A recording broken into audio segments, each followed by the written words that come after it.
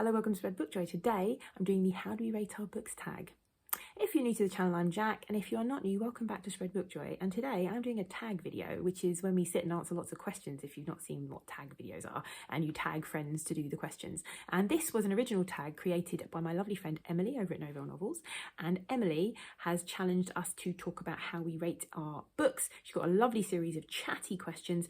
This was a tag she did ages ago, so sorry Emily, I'm just getting around to it now, but I'm catching up on my booktube life after a few months of disruption. So let's get into it. Oh, and by the way, if you want to do this tag yourself, I'm going to leave the prompts in the description box below. And if you are a booktuber, I tag you if you haven't done this tag already and you find it interesting. It's always interesting to talk about reviewing books, right? So here we go. Question number 1 is, how often do you DNF and what makes you DNF? I'd like to say I DNF a lot, but actually, I don't DNF a huge amount, but I am not going to carry on with the book if I'm not enjoying it. Though having said that, at the moment, I'm not enjoying, not that I'm not enjoying, I've just drifted away from 2 books that I'm reading, and I know I will enjoy those books, but sometimes if I get a part of the way into a book and I DNF it, I think I'll go back to it. I never do. So I'm a bit reluctant to DNF these, even though I'm not in the mood for them. So I might DNF a book because I dislike it, or I might DNF a book because I'm not in the mood for it. And I feel like at the moment, the 2 books that I'm reading at the moment are just, I'm not picking them up. I'm not excited to read them. And it's not because I'm not enjoying them and they're not interesting books. I'm just not in the mood for them right now. One's got a lot of war in it and it just makes me depressed thinking about it. And another one, it was quite complicated. And because I put it down for a little while because I had some other reading I had to do, I've picked it up and I don't quite know where I am. So I might have to just DNF them because basically it's slowing me down. I'm just not getting into anything at the moment. So, well, I say those books. So because they're my top of my priority pile right now, and I'm just not into them. So yeah, I DNF for a number of reasons. I'll often, if in terms of like, if I discover something that makes me want to DNF, if I feel a character annoys me too much, I might DNF. And that's not a character that's sort of been made for you to hate, because who doesn't love a character you love to hate, right? But a character that's just annoying, you know, ones that behave in ways that just don't seem realistic. Anything that takes me out of the story. So also, you know, when you spot a glaring error in a book or something doesn't quite sit right with you, and then all you do is just spot things you dislike about that book. So I might often DNF a book then. I've been known to DNF books, you know, 500-page books, like 50 pages from the end. I will not, you know, I'll DNF a book within 100 pages if I'm not into it. I'll DNF a series. I DNF'd The Wheel of Time halfway through book 5. I kind of regret that now. I kind of wish I'd kept on with it. I might go back to it one day, but I remember why I DNF'd it, and it was because of a character behaving in a way that I just found absolutely ridiculous. Particularly women, female characters, and The Wheel of Time, famously Robert Jordan's female characters, yeah, they're not portrayed in the best way. And this, basically, it's not a spoiler, and also you don't have to read the books, but this woman who's like a kick-ass warrior woman falls in love with this guy who everyone's falling in love with, and she doesn't want to reveal her feelings to him. So instead of, you know, just behaving like a normal person, she just runs out off into a dangerous situation, even though she's like normally this absolutely amazing warrior who knows. And I just thought, I was like, no, thank you. I'm not having her behave like an annoying 13-year-old. No. And I just kind of threw the book across the room. I was just at that point, I'm done with that. So yeah, DNFing. That's only question 1. Sorry, I do chat a lot, but you know, let's get on to question 2. Question 2, do you rate books 1 star? Now this is going to be tricky because I don't rate books with the star system. I used to, and I used to do that on Goodreads, and because I wasn't sharing it with anybody. But star ratings are very nuanced. So I suppose instead of 1 star, I'm going to take this to be like, do you ever, like, you know, well, I don't know.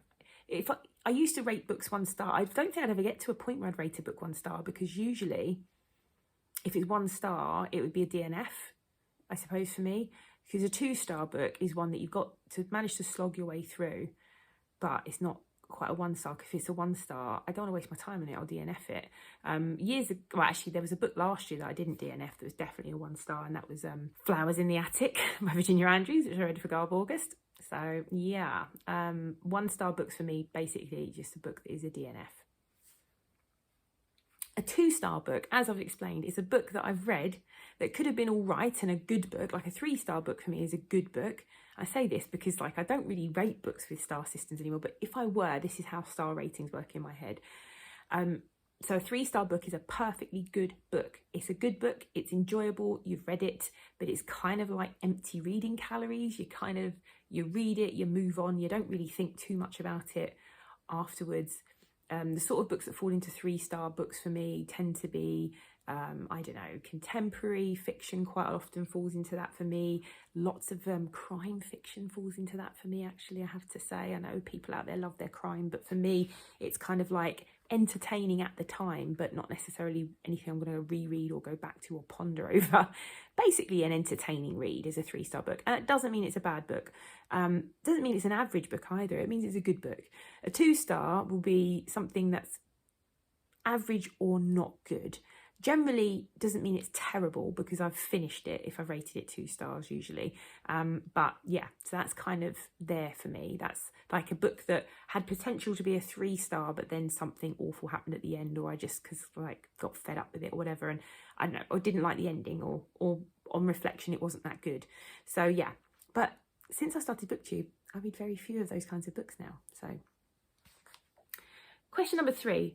Is a 3-star book a good book for you? Well, I've kind of answered that, haven't I? Yes, a 3-star book is a good book for me. Most of the books that I read these days tend to be 4-star. And I'll come to that when we talk about it in a second. What does 4 stars mean to you? A 4-star book is an excellent book. An excellent book. I have read lots of 4-star books this year. Most of my books would be considered 4-star. A 4-star book for me is a book that has gripped me, that's made me think, that's been a great book. But there's just something stopping it from being what I would call an excellent book, like a favourite. Because 5-star books for me are books that are going to be favourites that I'm going to return to because I'm a big rereader. I'm talking about 5-star books, and I think that's the next question. Oh, no, it's not.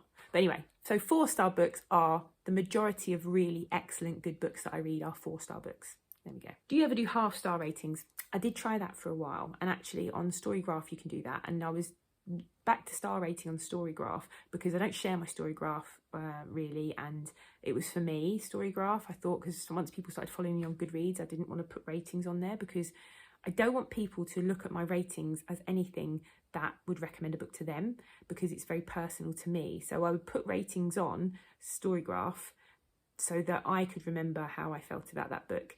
But yeah, it's still, ratings are it's just not nuanced enough for how you might feel about a book.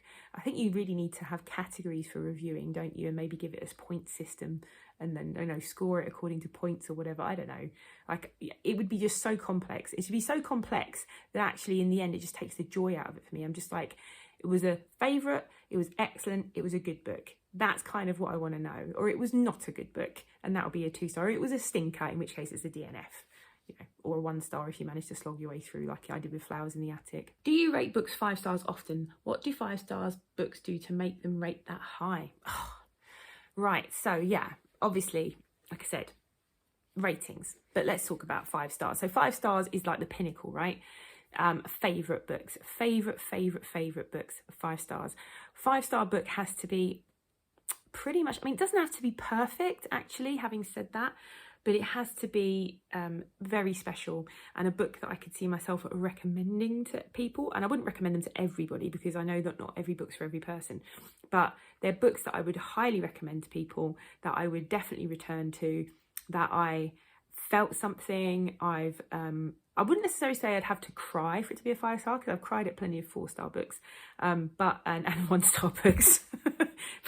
but yeah, I think there has to be, for me, it's this lasting emotional impact that a book has. And then some books have had a lasting emotional impact, but I don't want to rate them 5 stars because I'm not going to return to them, but they've been meaningful to me whilst I was reading them, and they've made me think. But yeah, I've fallen in love with the characters. I can see myself returning to it. Generally, rereading's a big part of something that I would rate 5 stars. If I can see myself rereading it, then it's definitely a 5-star book. I have read 5-star books on a reread, and they've then, like, recently read Song of Achilles, and it went down to a 4-star book for me, so that's interesting. But I've got plenty of books that are 5-star books for me and will remain 5-star books for life that I've read dozens of times. Anne of Green Gables is one of them. Lots of Terry Pratchett is a 5-star read for me, and will continue to be, because I will go back to Terry Pratchett. So much of Jane Austen's work would be what I consider 5-star books. I know some people think like their very best books have to have some sort of literary merit. Mine don't. Mine just have to be that I've passionately loved and enjoyed it, and I've lapped it up and I want it again. You know, I want to return to that world again and again and again, and those characters again and again. That's a big element of it. But I don't necessarily always return to a 5-star book. So I've read Sarah Waters' Fingersmith, for instance, and I loved that. That is a 5-star book. 5 stars all the way. But I don't think I'd necessarily return to it, because there are elements of it that will only be 5-star the first time you read it, if you know what I mean. If you've read it, you know, right? So there are books where there are sort of reveals or plots or suspense or twists, and actually you're never going to have that same impact on a reread. So, and I don't necessarily want to return to the world or the characters. I just was, wow, that was a book. Beloved by Toni Morrison, similarly, that is a 5-star book for me, but I wouldn't return to it. Too grim, too hard. But a beautifully written and harrowing book, and an important book, and definitely a 5-star book. So yeah, there's what 5 stars means to me. Number 8, has your rating of books changed over the years? Yes. See, every answer I've just said, ratings change. And I wonder if you mean, is the way I rate books, has that changed? Well, yes, that's what I've just been talking about this whole video. But maybe, have I changed ratings on books as well? Maybe Emily means. If she does mean that, then yes. If I were to re-rate books, because I've stopped rating them, but if I were to re-rate a book, then I would, quite a few books would be probably downgraded, and some books might be upgraded actually on reflection, especially as I've changed as a reader, what I bring to a book. For instance, here's one. I read The Great Gatsby, which I hated when I was younger, and I read it for A-level, and I reread it a couple of years ago, and I really enjoyed it. 4 stars, not 5-star. That's not excellent, but not favourites, right? So yeah, so there, I think I've answered that question. And lastly, where do you record your ratings of your books?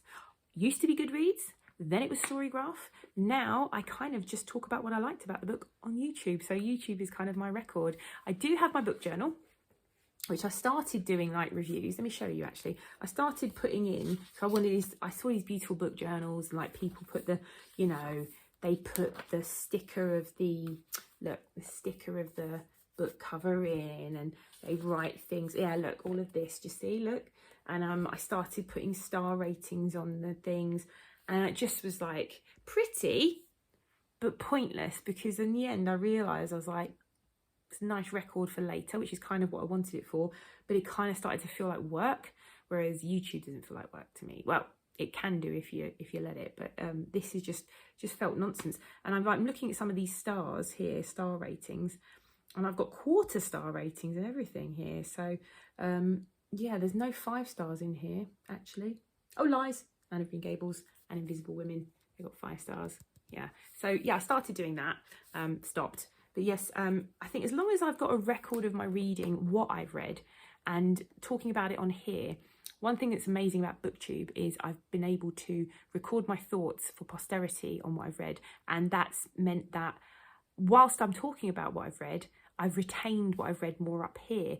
I have got so many books that I've been categorising on a tag on my BookBuddy app as read but forgotten, which is a lot of my books that I read years ago, especially the classics, where I've read them years ago and I know I read it and I couldn't tell you anything about it. I could tell you a vague outline of the plot. I could tell you possibly how I felt about it at the time, but I can't really give you any details. So yeah, good BookTube has enabled me to retain a lot more about what I'm reading, about my feelings towards it and why I have those feelings towards it. So yeah, if you don't have a booktube channel, I'd recommend starting one, because if you'd like to, because I love it.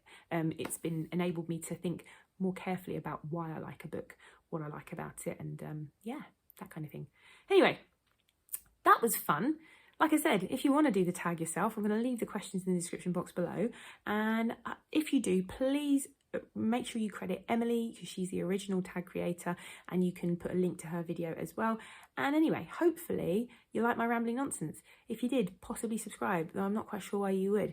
And hopefully I'll see you again here soon. Bye!